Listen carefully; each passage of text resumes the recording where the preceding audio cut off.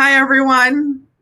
We're so sorry about those technical difficulties. In order to ensure you have the best experience, we'll just start a little bit, over again. And so, thank you for bearing with us. And thanks again for joining us today for our spring speaker series, Bloom, and today's event, Youth Power. My name is Brenda Hernandez, and I'll be hosting you today. We're so grateful to share this virtual space with you and our guests, Adrian Ayers, Nia Barnes, Melissa Regalado, and Vanessa Sanchez. Please give them your kudos and love in the chat. They won't be able to see it, but they'll definitely feel the vibrations. Allied Media Projects has been cultivating media for liberation for over 20 years. We'd like to take a minute to acknowledge and uplift the rich history of Detroit, the city AMP calls home. Detroit sits on Anishinaabe land and that of other Indigenous people. It is the largest majority Black city in the nation with a long legacy of African diasporic global contributions. It was also once the stop on the Underground Railroad known by its code name Midnight. Detroit is also the city with the largest concentration of Arab Americans. It's a border city with Canada and has a growing Latinx community and a rich legacy of Asian American communities and movements. We encourage you to connect with the legacies of your cities and acknowledge the land and communities where you reside. Please.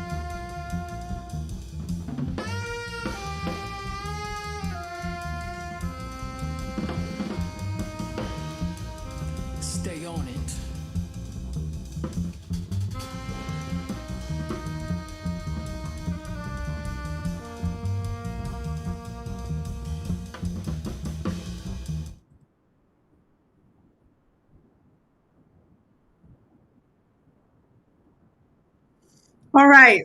Third time's the charm, right? We're extremely sorry about these technical difficulties. We're going to give everyone a few minutes to log in to these new links. We appreciate your patience.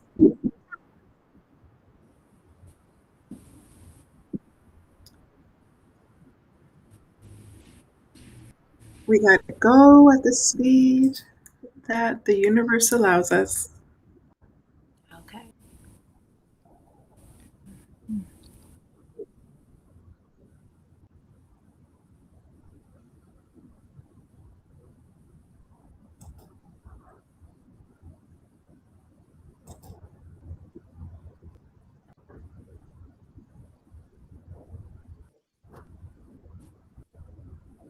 Hello.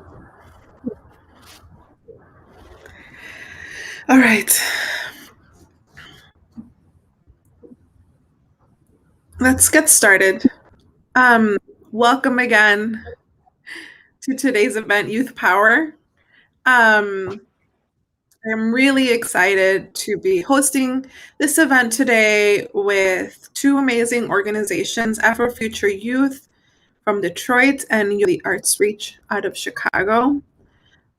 Because we're running late, I'm just going to introduce them to you now.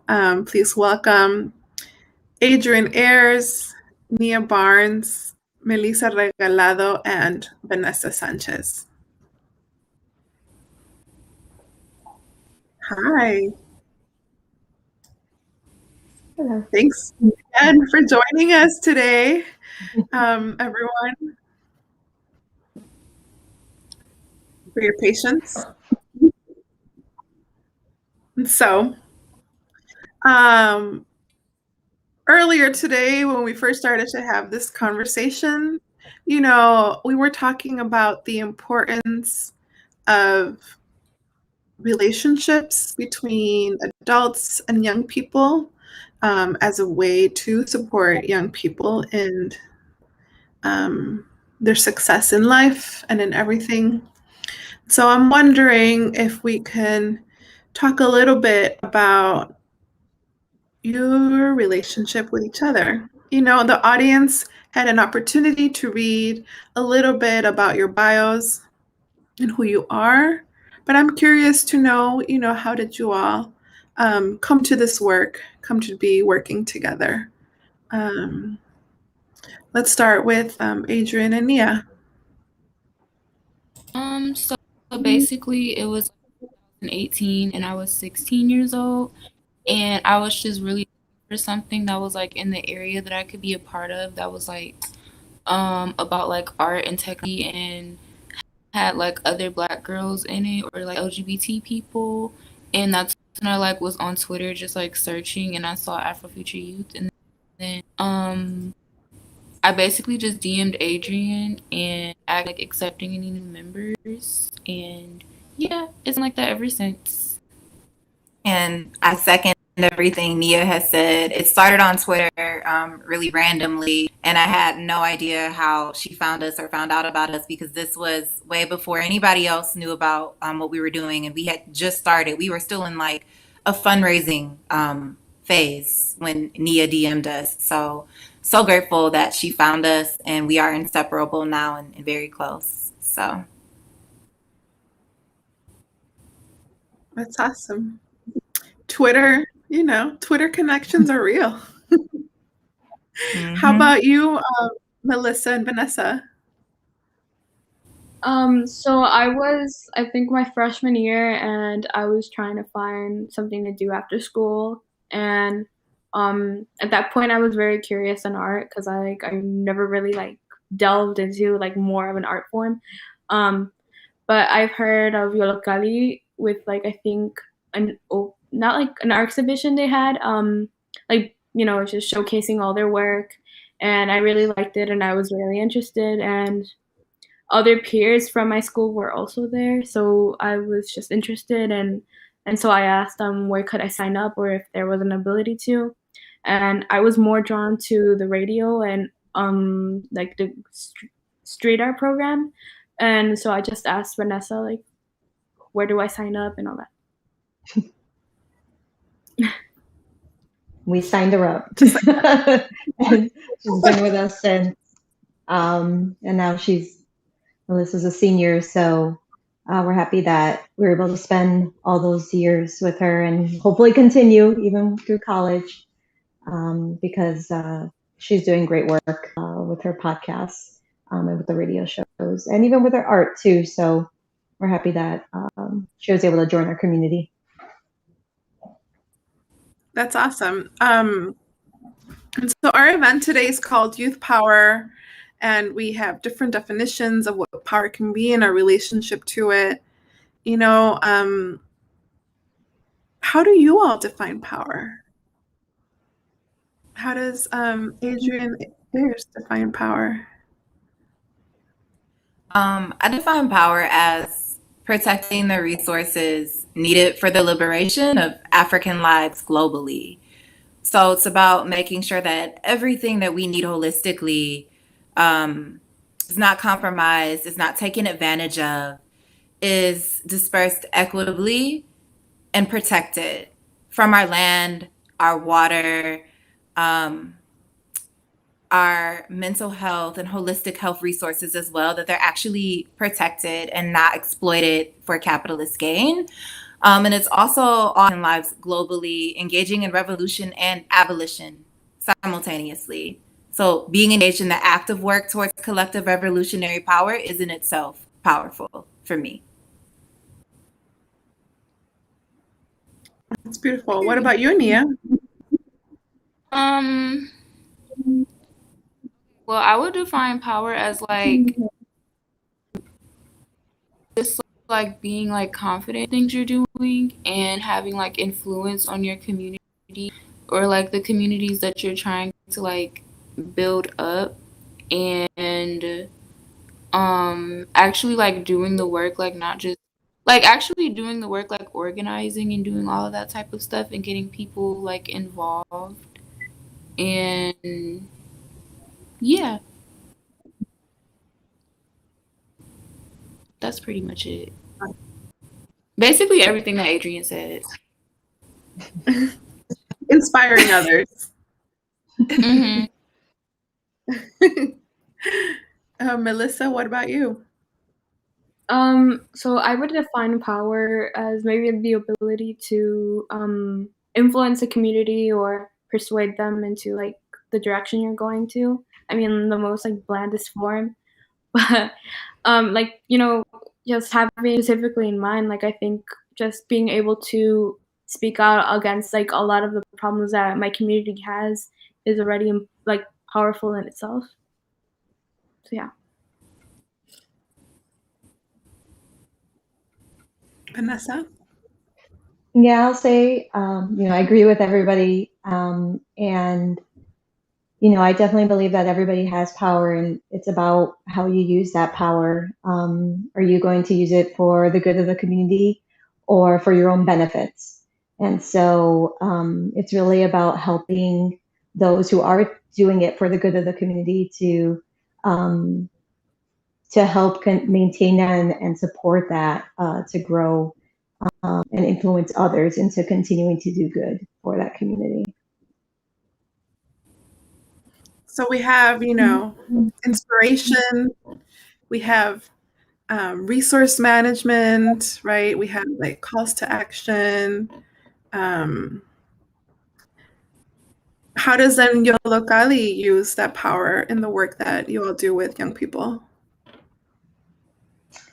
Yeah, for YOLO, it's really about the adults, seeing young people as peers, as collaborators, as equals, and giving that space for young people too, because oftentimes the young people don't recognize that they have power because they've been in the space where power was always taken away from them, or power was the adult having power over them. And so Ayola Gali, it's like, here's this other great space. We're going to give you some skills, maybe technical skills, art skills, maybe some great equipment, and we're going to see what you can make and how are you going to use your power either for the community, for your peers, for your family. And yeah, and then even paying them for doing this work. So really it's about supporting them as if, they're leader, well, because they're leaders in the community, and they need to be recognized as that, and that they are powerful and that they can make change. Adrian, how about you for Afrofuture Youth? How does Afrofuture Youth share that power with its young people? So everything that was just said is exactly what I agree with as well. And I feel like that we also do with Afrofuture Youth. It's about making sure that we understand that, like, yes, I am a little bit older than y'all, but we are on the same level. We are both humans experiencing these things and approaching these things. And it's about making sure that they have the space and the tools and are comfortable enough to lead, comfortable enough to trust. It's also for us, like, making sure that the relationships are built and that they're tight and solidified, and helping them and guiding them towards seeing themselves in the future that they want, but not just seeing it, but truly believing in it, like truly believing that it's possible. And so I think that's part of what we do as well, and making sure that they have an understanding and an analysis of what's necessary, like an analysis added to what they already understand of what's going on, and how do we come together in all of our power to just make one big light together to create what it is we want to see. That's beautiful. One big light, like a rainbow. We're listening to you. I'm listening to you, and I'm like, yes, everything, yes, like snaps. And I'm sure people that are watching are also nodding their heads along. But when it comes down to it, doing that kind of work is hard, right? If we think about what's going on with like public school systems, youth are not having those kinds of experiences everywhere. So I'm curious, how do you all do this work? How do you all experience it? Maybe we'll start with Melissa and Nia and how they're experiencing this kind of shared power at their organizations. Melissa? I didn't quite get it. Is it just like my experience in the organization? Yeah, Adrian and Vanessa were talking about how these places share the power with young people and help you all sharpen your skills and realize the things that you're able to do. What has that been like for you? How are you learning how about your own power and in these kinds of spaces? Okay, yeah, I'm sorry, my bad. But basically, like I think I've gained a better ability to communicate, and just to make sure like I'm not really that like scared per se about like speaking out on stuff. And definitely like this organization has given me more of a platform to be able to speak out on things that I kind of see every day, and not necessarily like people aren't paying attention to it or are ignoring it. And so I appreciate having the ability to speak out on things, and having like, I guess, like-minded people around me who also see those problems and agree on the same stuff, I guess. Yeah. What about you, Nia? How are you experiencing power? I feel like I'm experiencing it the same way, because like there's like we basically like we talk about everything from like political stuff to just like stuff like in general. And it's like it actually like gives you a space to like, because like me personally, I like this is my first time having like a relationship with an adult where I actually feel like I can be myself and I'm not seen as like inferior or something because I'm younger, like I don't know anything. So I think that's also what I really like about it, because like we're acting as like equals and peers instead of like, oh, I've been here longer, you don't know anything. blah blah blah. So yeah. Period. You know, I participate in programs like yours when I was a young person, and I feel like oftentimes after leaving a space like that, you see people outside of those spaces a little differently. Like you see other adults and you're like, huh, like why aren't you acting like the people I know over here? Or you see your parents and you're like, huh, like you were a teenager too, like why are you like treating me differently? I'm curious to know what kind of relationships you all had with other adults as you do this kind of work. Vanessa and Adrian were young before. What relationships did you have with adults then? What led you to do this work?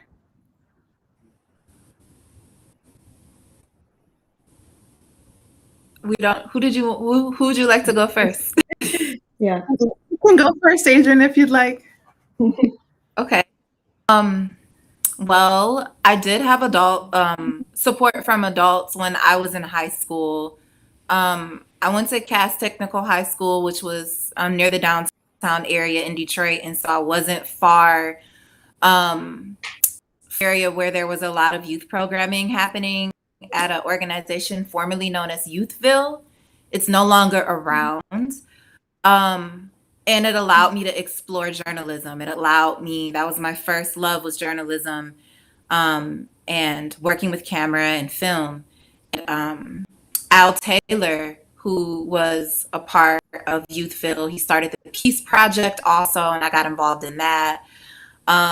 Was a really big support for me. I really only had, I can only name like, that's the first adult and kind of like the only adult that comes to mind. It wasn't much. And it just gave me a space, school, in order to express myself, which was better than nothing, honestly.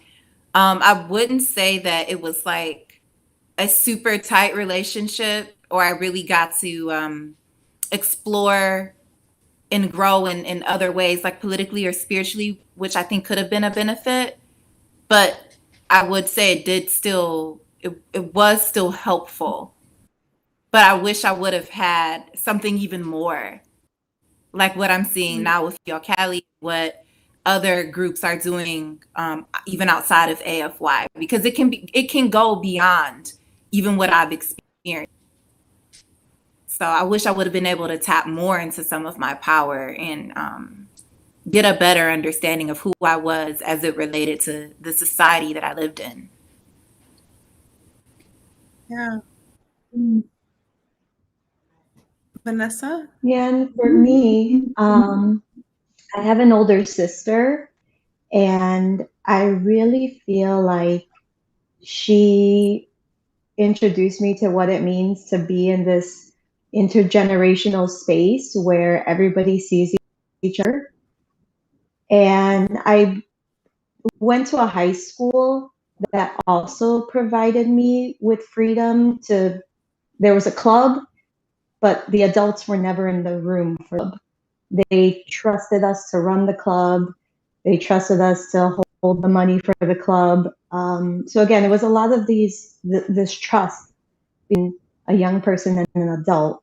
And when I went to Yollocalli, some of my sister's friends who I grew up with were working at Yollocalli.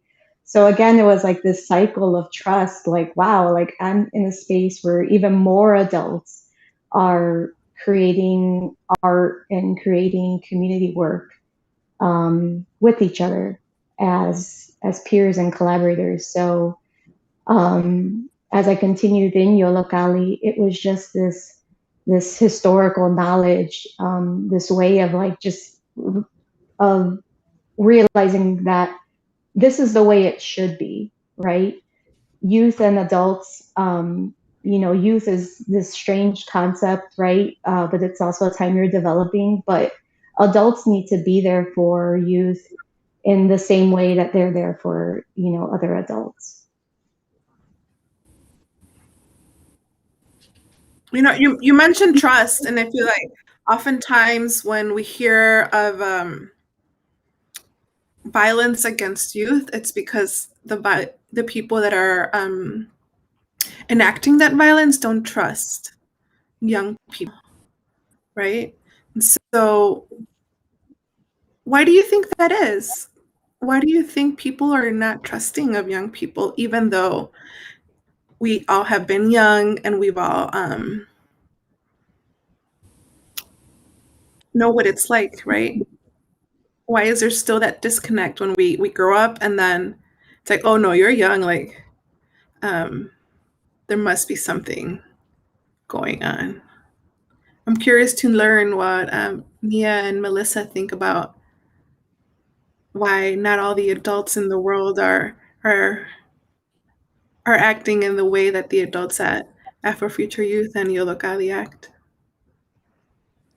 I think it's because they're stuck in their ways. Like, they're still like going by these ideas that do not apply to our generation anymore. Like, they're not adapting.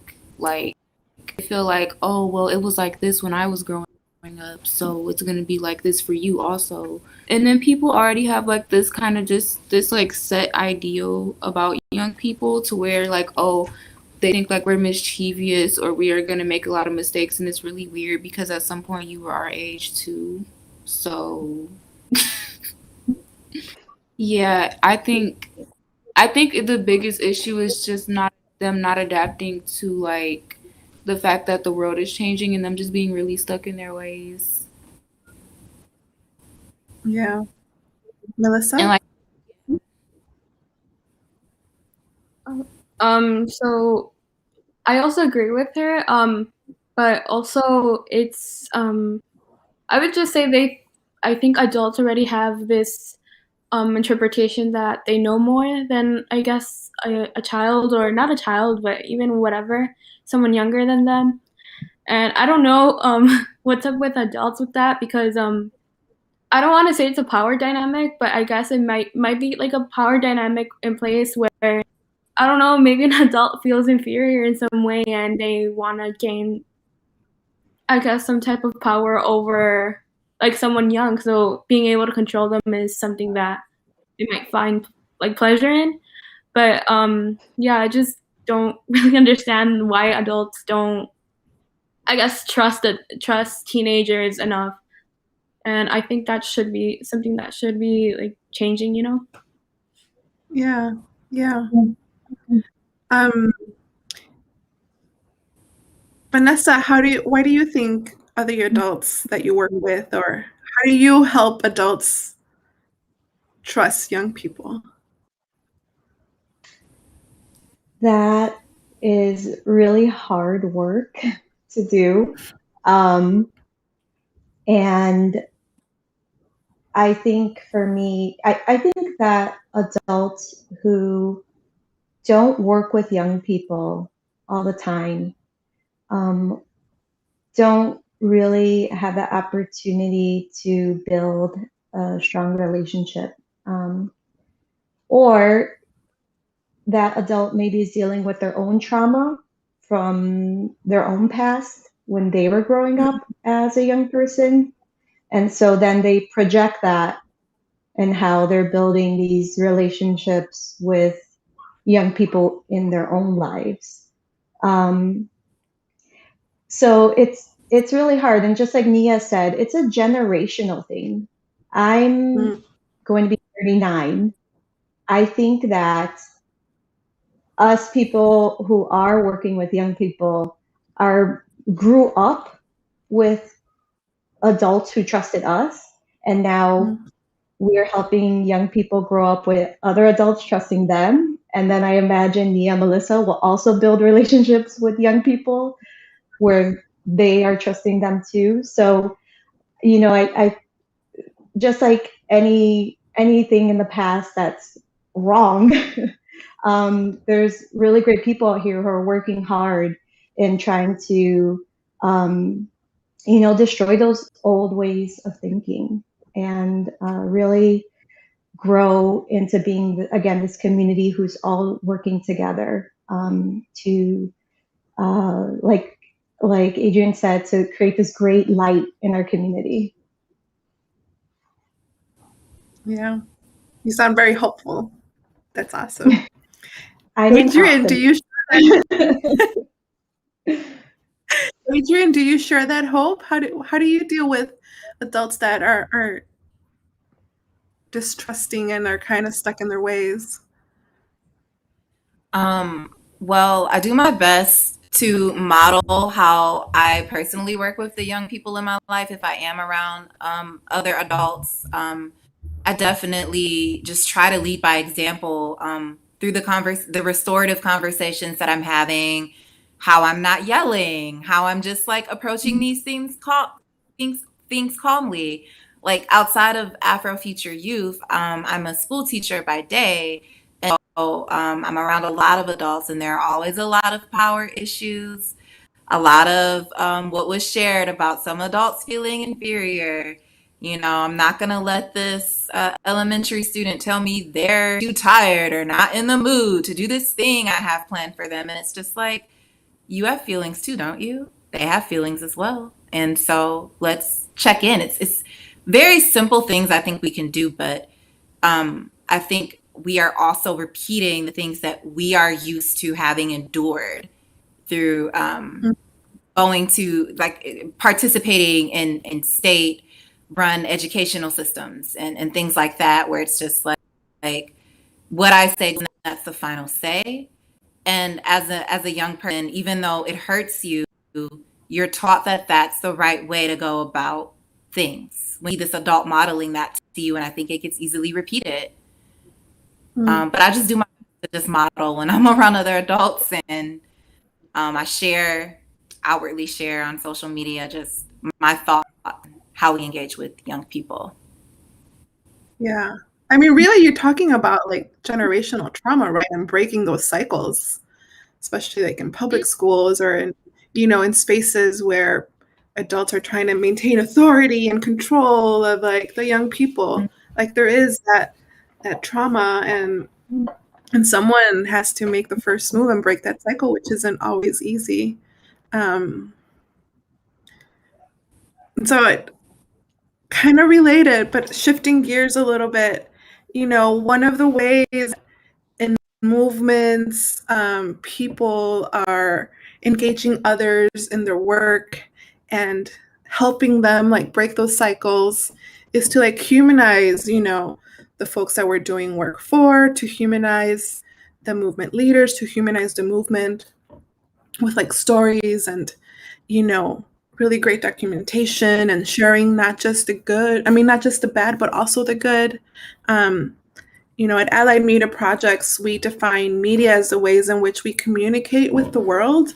And so I'm wondering, how does Yola and Afrofuture Youth communicate and humanize, young people and the work that they're doing?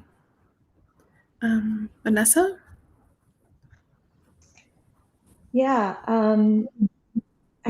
for me, it's about giving them, again, the power, giving them the space to present their work.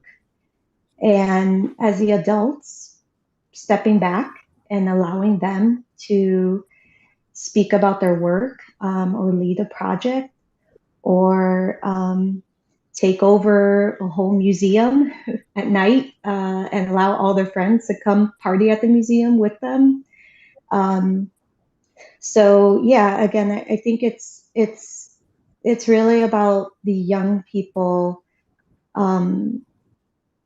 being focused as the leaders of Yollocalli, and the adults are there as the mentors. But if we present that, then hopefully we're changing other adults' perspectives about how, even though, I shouldn't say even though, but people see us as the fun, goofy, weird org, but it's really the young people who are leading it. It's their culture, it's their interests, and so it's respecting what they're creating. Yeah. Adrian, Yes. So I believe the ways that we communicate with the world does also look like letting our young people lead, letting them take the reins and create projects as often as we can. So in Afrofuture Youth, what we do is we create long-term projects that reflect um, a Black futurist world centered around revolution that they want to see. But before the projects, like, so they go through a curriculum, one part healing modalities, one part political analysis, and then the last part politicalization. But when they're done with that, then these long-term projects come about. We've been lucky enough to not have them wait until the end of like this 3 months of going through this curriculum to where we can communicate projects ahead of time. Through certain things like the Afrofuture Youth Sonic Safe Space Mix. So, Nia, did you want to talk about how, like, what we just did with Oh that? yeah, so basically, our DJ and producer, AK640, she make basically all like everybody who's in the youth program, we like sent her songs that she winded up turning into a mix, and it's like on SoundCloud, and it's really good. And it was basically just like songs we sent. Some songs I sent were like by Ari Lennox, Diana Gordon, Rico Nasty and stuff like that. And it was just like a really long, like, well, not long, but it's like maybe like 23 to 25 minutes of just songs that we sent her that she mixed for us. And she, I think, put like frequency waves on the sound on the playlist. Well, not the playlist, but the mix. So like the people who are actually listening to it, like they can like really enjoy it and like feel the vibes. So yeah, it was really good, and we're gonna be doing that like every month, like once a month. So yeah. And then the purpose of the first mix was just to allow people a chance to Black people specifically in the diaspora, a chance for them to use music as a escape to another realm to heal. And through that, once you feel refreshed, saying, okay, like I'm ready to get back and I'm ready to revolutionize now. So the theme of that first mix was healing. What does a healed future sound like to us? And then, like Nia said, everybody put together their songs with a futuristic feel. Mm-hmm. That's awesome. I'm sure people watching are going to be like, where is the link? Send it to me now. So we'll, if you share us some information, we'll be sure to share it with the people that registered at a later time. If not, what's your SoundCloud name so people can follow up? So it's Afrofuture Youth on SoundCloud. And it'll be back in our bio on Afrofuture Youth on Instagram later today. So if you follow Afrofuture Youth on Instagram, the link will be in our bio later today again. That's great. Thank you. So Nia was talking about this like DJ set and, young people curating things. What kind of media is Yolocali doing? Melissa, are you working on anything in particular? Right now we're working more on like music production. I mean, I'm hoping we could maybe tackle more like I guess more serious issues. We just did one about just police brutality, and just because someone was murdered by police in our community, like a 13-year-old boy, and obviously we were very like hurt by it. It's something that's very like I think traumatizing, obviously, for the family, but just being like someone and part of the community, it's a dark reality that maybe like a lot of people face. And I appreciate the fact that like a lot of people who were in the radio program, like who basically we got together and decided to either interview or collect just more of like, I guess, talk about more experiences of police brutality and just how basically how corrupt like our system is in general.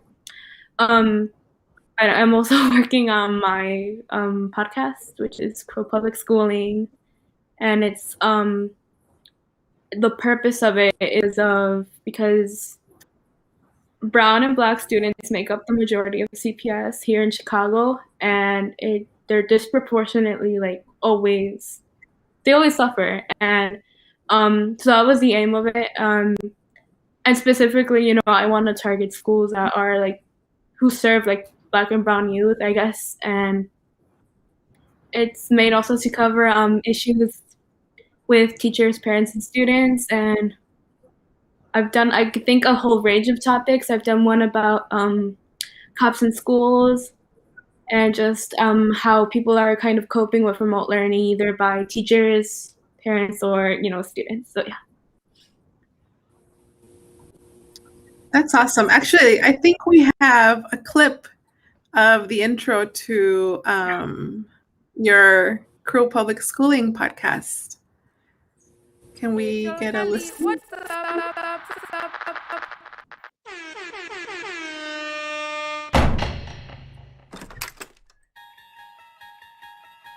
Welcome, we are presenting another episode of CPS. Cruel Public Schooling.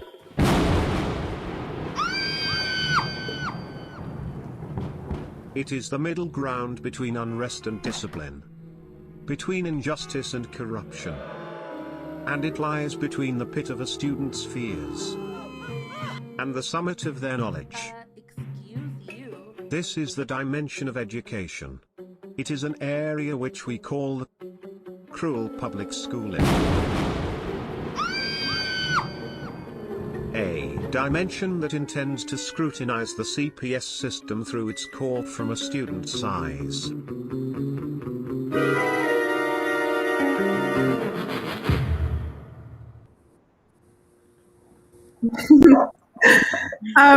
Hearing the introduction to your podcast and you describing it, you're talking about violence against Black and brown youth and the ways in which like systems are oppressing, not just like their livelihoods, but their education.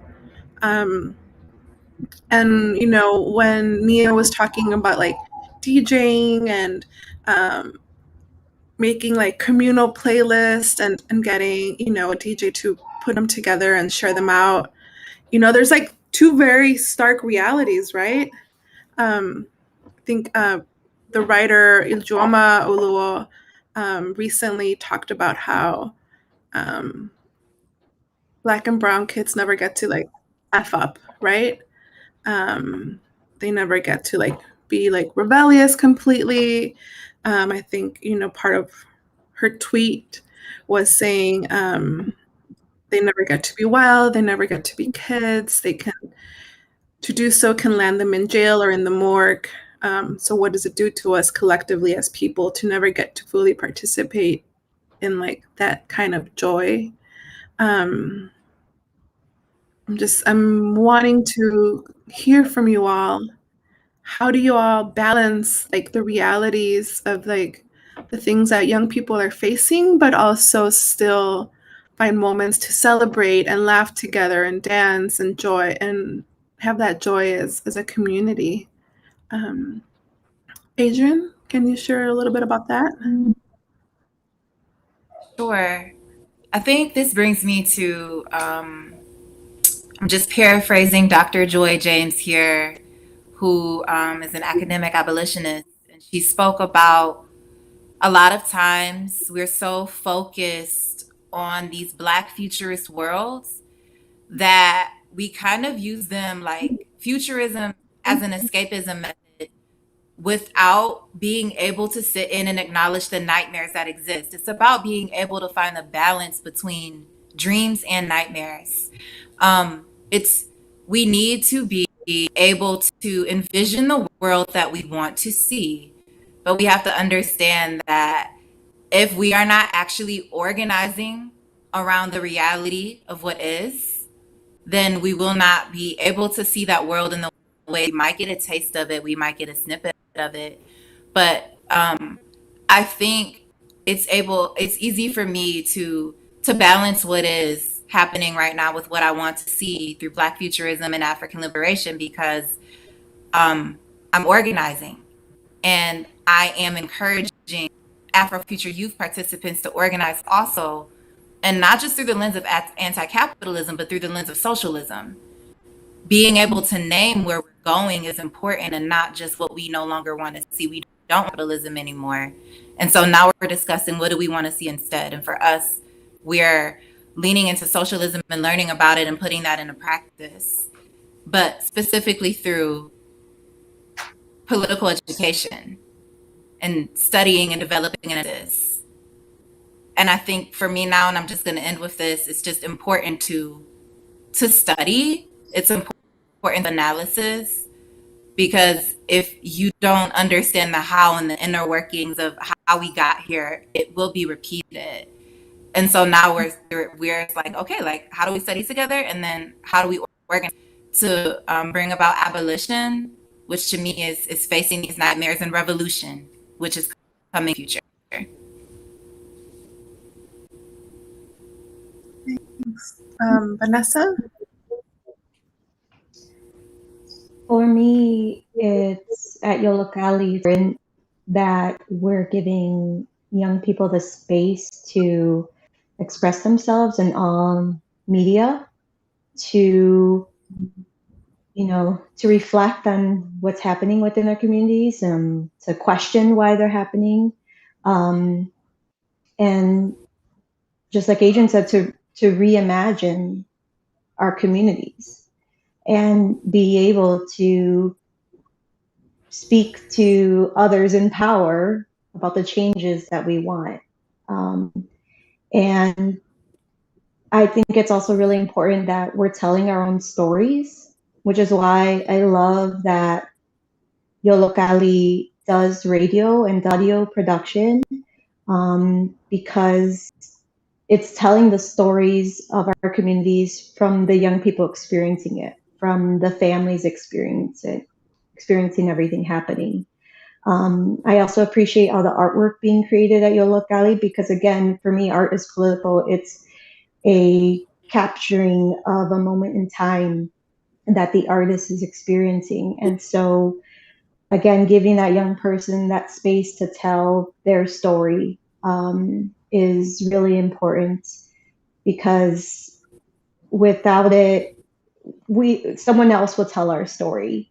And so we need to be able to share with others, even if it doesn't get noticed now, it'll get noticed later. And yeah, I just think it's really important for us to provide that space, to not only heal, but again, also to create this moment, this capturing of history, this capturing of how we're feeling, what we're experiencing, and how we want to reimagine our futures together.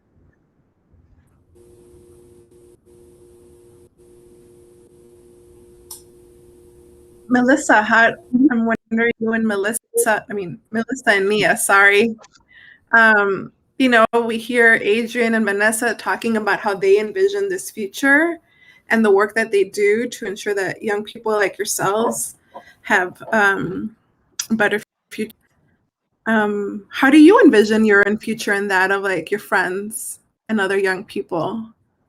When you hear them talk about the future, what does that look like for you? Melissa? Or Nia, go ahead. I guess for me, it just looks like us doing what we want and being like aware of certain things that like we'll have to face in society, I guess, or whatever. But also giving us the freedom to like just be trauma free sometimes, because like you don't really see Black and brown youth being able to like have trauma-free experiences, like especially in the media, like all these movies I see about Black and brown youth, it's always something has to happen. It can never be anything like normal. Like you can't just ever have like a normal, like be a regular teenager. So I think that's what I see, like just us like being ourselves and like doing the things that we enjoy and just doing what we want and like being free.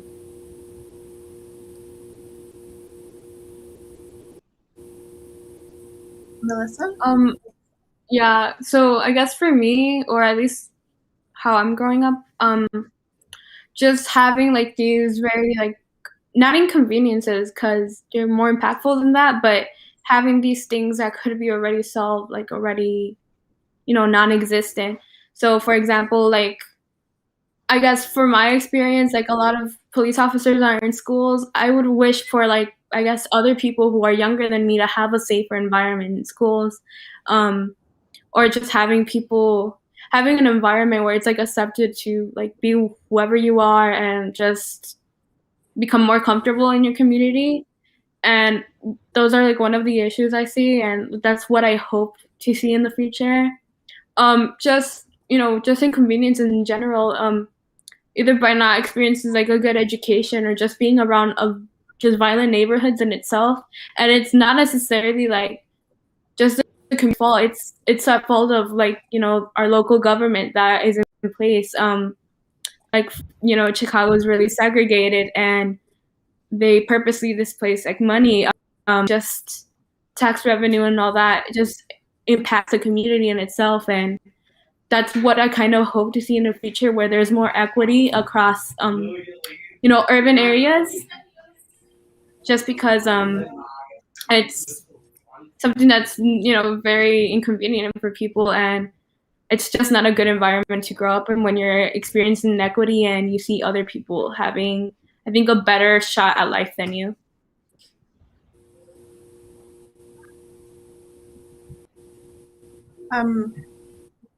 And so we've had a couple of questions come in from the people watching, and I'd like to sort of go in that direction so we have enough time to address some of them. And so, there's a question from a person in the English chat who is wondering what Adrian and Vanessa have learned from Nia and Melissa. We've talked about sort of Afrofuture Youth and the work it does to engage young people. But I'm sure you have learned some things from them as well. So Vanessa, what have you learned from working with young people and from Melissa herself? From Melissa, I've learned,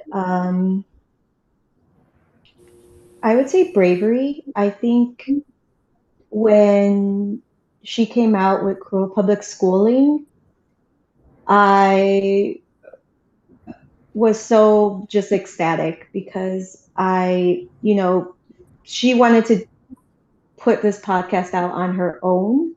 Like this wasn't like a part of the radio show or anything. She was like, I want to do this. And so our amazing instructor, Stephanie, helped her along the way to start producing this. And,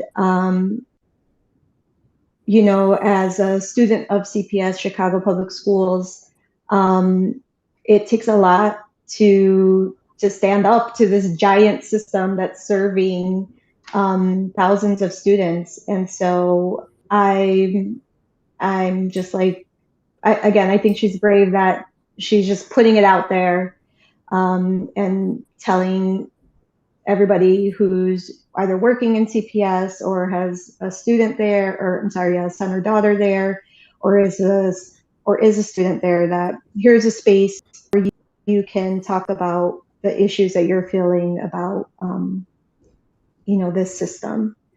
And then from other young people, I'm an optimist, but like they're the ones that really in me because, most of the adults that I interact with,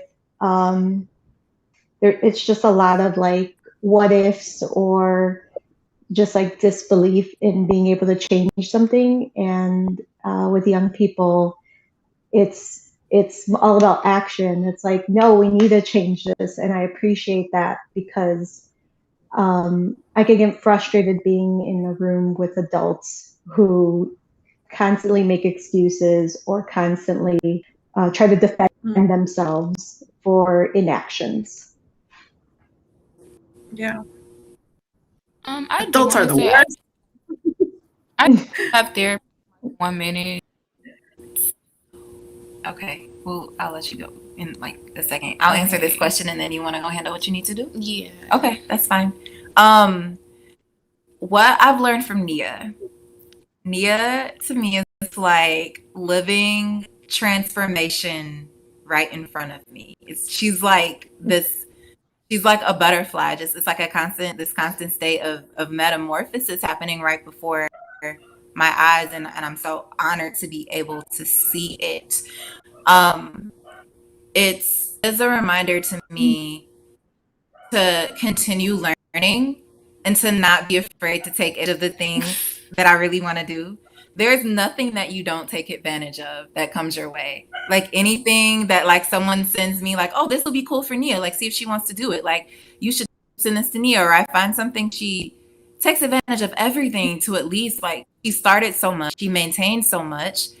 I'm just like, you're just reminding me that not to be afraid to dive in and to speak up for myself. Nia expresses herself really well, and that reminds me to never lose my voice and that I have my voice for a reason. And as far as from other youth, just they're all reminding me, they all remind me of the power of community. Sometimes I get shocked when they all show up for program dang near every Friday. I'm like, oh, y'all are still here. Y'all still want to do this, y'all? Like, I don't know. Like, I think this stuff is cool. I'm like, y'all, sometimes it surprises me when they still show up. And it just reminds me of the power of community and to just keep going because someone's going to see your light and we see each other's light. And it's really nice. Mm-hmm. That's awesome. I mean, we're here because we believe in young people and we know that they're doing great things. And y'all just shared about how you've learned so much from them. We actually have somebody that is asking, what have the young people learned from themselves as a part of like doing this work with you all? Melissa, what have you learned about yourself as you do this kind of activity? I just feel not necessarily about myself, but I guess to answer this question more better, I guess, I would say like don't underestimate a lot of like I guess the power one has in itself. Just like just having the ability, to speak out on stuff is already powerful in itself, and I guess just knowing that not everything is impossible, and there's ways to navigate through challenges like that. And I guess another thing would be that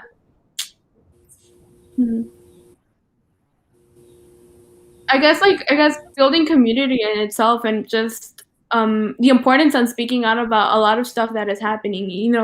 More of like social justice issues are important in any type of way, and I guess it's like something that everyone should be talking about because it will impact you, and it's something that is I guess shouldn't be selfish. It should be something that is looked upon as more communal and more like I guess selfless. So yeah. I agree. Like, I being an Afrofuture youth, like, it's taught me like what I'm capable of and like the things that like I can take advantage of and stuff like that. And I also agree with like the social issue thing. Like, they're really important, and it's funny because like a lot of young people like they don't really care about these things. Like, just like even like a lot of Black and brown youth, like they don't care about what's going on in the world until it specifically impacts them. And I don't think we should have that mindset. And it's really annoying because it's 2021. Like, educate yourself on these things. Like, educate yourself on the things that impact you and that impact other marginalized groups so you can be aware. Like, don't only care about the issue if just because it doesn't like impact you personally, like don't just like brush it to the side or try to like put it up under the rug or something. But yeah, it's definitely taught me like how creative we can be like as young people and the things that we can like come up with. And it's really cool. Yeah. That's great. Actually, there's a person asking, you're talking about getting other young people to get involved and to learn more and to become more engaged. have you all found yourselves making space for those kinds of conversation with your friends or people at school or other young people that you know about? What is that like I to learn something like this and then take it out? I would definitely say like me and like my friends, because I have like a lot of like internet friends, we definitely have like conversations about things like misogyny and racism and like transphobia and homophobia. And I just like I make sure that my friends are like aware of these things because I don't want to like associate myself with anyone who's not aware of them or they don't care about them or they're not like open to learning about them. But really, I guess like I would say like whole conversations with your friends, like go on social media because it's literally all over social media. Like it's kind of impossible to miss. Read books, study the issue, like do research, take a class or something. Like don't limit yourself. Like there's like you have resources about the stuff. So yeah, take advantage of them. Period. Yeah. Yes. Yes. Get with it. Melissa, how about yourself? Question. Well, else in my experience, I guess the school I attend, my teachers are, I guess, more open-minded than other teachers I've experienced in the past. So I guess it's an easier space to talk about like more issues like that. But I've seen like my friends from like other schools and they have teachers that I'm like, they're allowed to say that. And I think it's just important to create discussion, but obviously you don't want to hear stuff that is very like hurtful to someone. So I guess a way it is like to kind of persuade them and influence them, like, you know, this is not the right path and you're thinking of this in a very like wrong perspective. And I guess I would put an example like you know, the death of the 13-year-old boy in my community. It was just alarming just seeing a lot of like classmates, I guess, either justifying the things that this police officer did, and then just other, I guess, the other half, I guess, seeing my perspective in it, and also, I guess, the majority of it, which is like it's obviously something unfair and it shouldn't have happened. And I mean, sooner or later, like the teachers really, I don't think they expected these type of answers, but it's just I guess just creating a space where you can actually discuss about these issues. Obviously, there's going to be people that say outrageous things, but I think in a way, like for you to move on further, you have to tackle these issues at hand, and you know, persuade and convince them that you know it's not the correct way of doing things. So I guess that.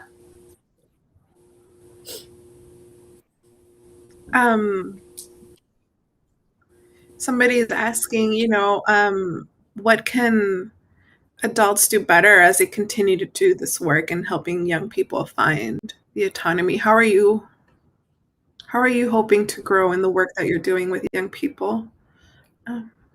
Let's start with Adrian.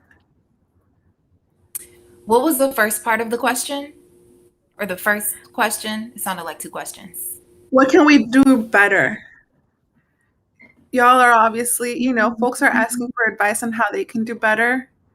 And I'm sure as an adult, you're also thinking about the work that you're doing and what you see next for your future. And so, yeah, I think there are two questions there. Let's start with the first one, like how can adults do better? So I think adults can do better. Generally speaking, if you're an adult who doesn't work directly with youth, just generally speaking, thinking about the issues that are impacting us as a society, like as a whole, and then imagine those issues impacting our young people because they're not being listened to, like their autonomy is not being respected. So we're dealing with the same issues as our youth, but they feel more impacted by it. And so to me, the best way to support them is to directly start as many people as possible to organize around these issues specifically. I'm always like really big on calling people because if we don't want if we want to see these issues be dismantled, if we want to create revolution, there is no revolution without organizing. There's never been a revolution without organizing.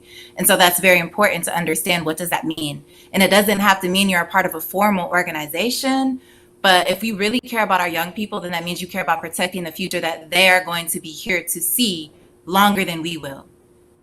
So it's about, how do I directly get involved in organizing around these issues, even if it's not a part of a formal organization. You can organize in your hood with just you and 2 more people. It only takes just a few. And with that being said, you cannot dismantle the issues that are directly impacting them, without them.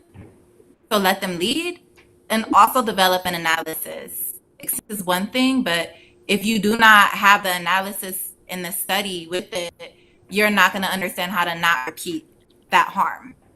So I think those are very important things that have to happen. We say we care about our people, but if you are not involved in your people's struggle, what does that care really mean?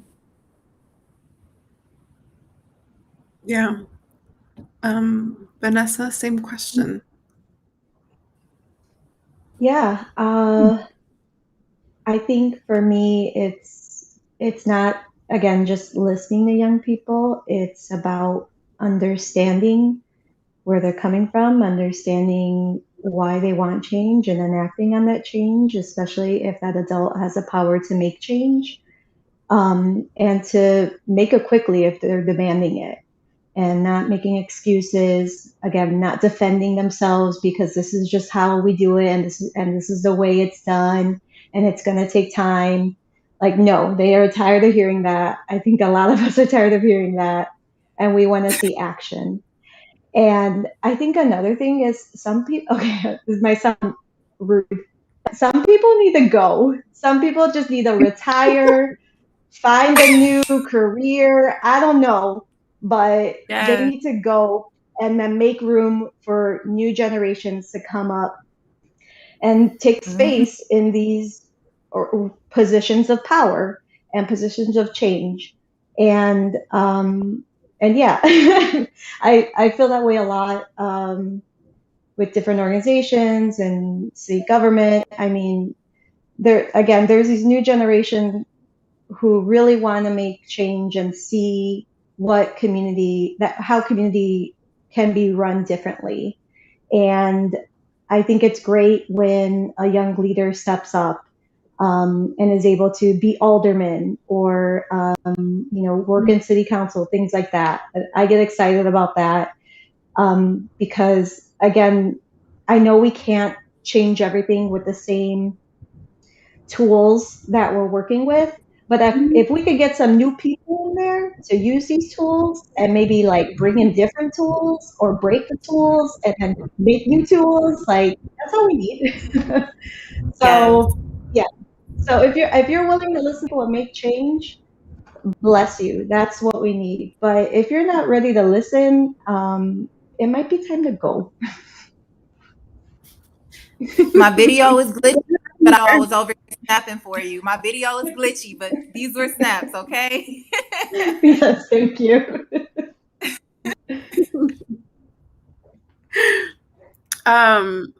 Melissa, how do you think people can do better? I mean, I guess the obvious thing would be like educate yourself, but some people find that hard. So I guess it would be, taking baby steps in that way. Like Mia said, go through social media. It's literally there. Just ask other people, start conversations about it, and obviously if it's something you're deeply interested in, like, find out more about it. And historically, like, if we're looking through like just movements of socialism and just all these like social justice issues that have been happening for like thousands, hundreds of years, you can look back. There's a lot of stuff that are still maintain relevancy even like now. They're just they form in other different ways, and they present themselves differently. But I would say, like, educate yourself, find out about social media. Make sure you're not looking through like a very biased source that obviously is trying to spread their own propaganda. But yeah, I would say, like, take baby steps on it. If you're interested in some topics, maybe look like, slowly through it, and then, if you gain more interest on it. And yeah, I guess that's the only way we can grow. Like, I guess as a community, is just being able to talk more about these conversations, and just an openness to learn more about different things that might affect us. Yeah. Nia, same question. How do you think people should do better? It's your chance to let the world know what they need to do.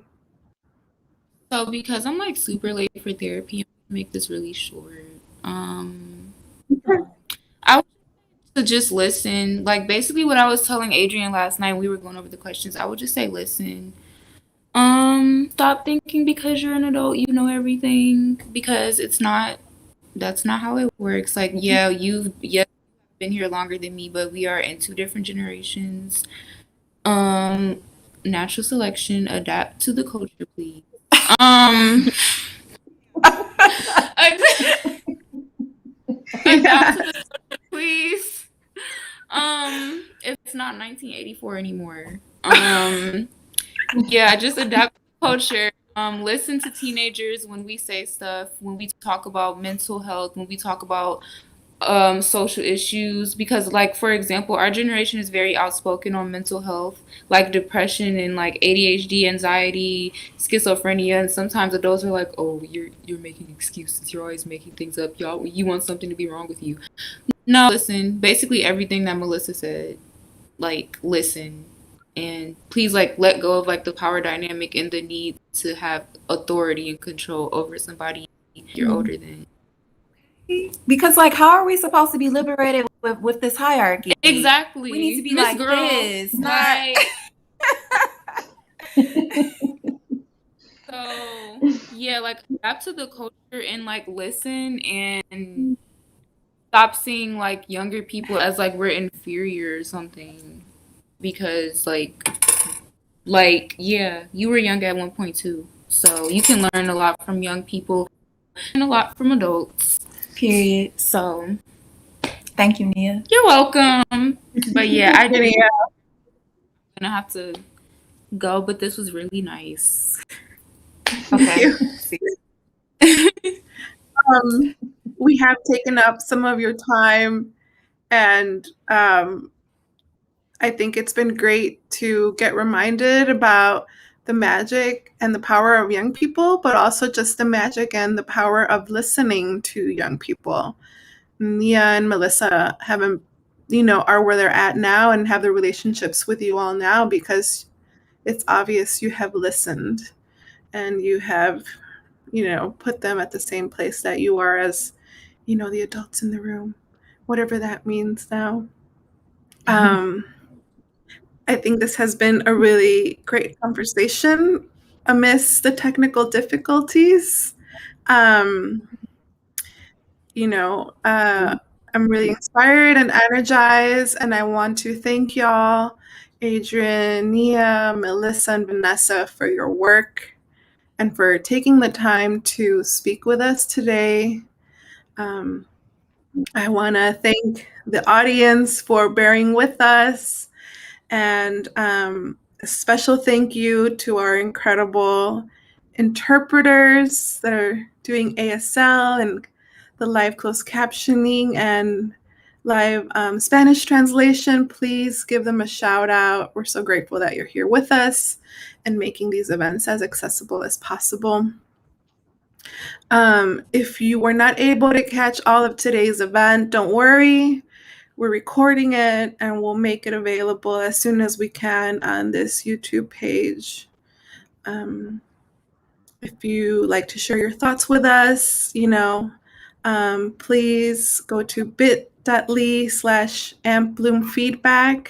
We would love to hear from you.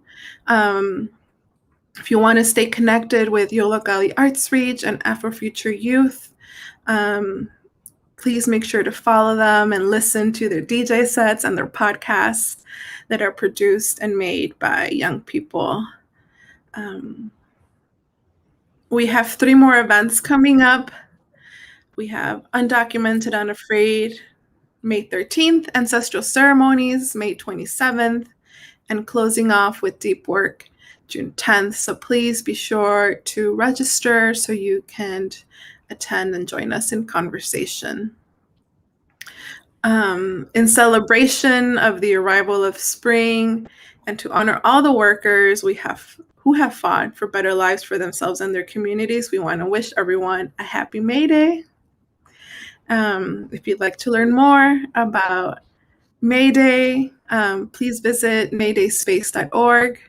To get to know a little bit about the history of this special holiday.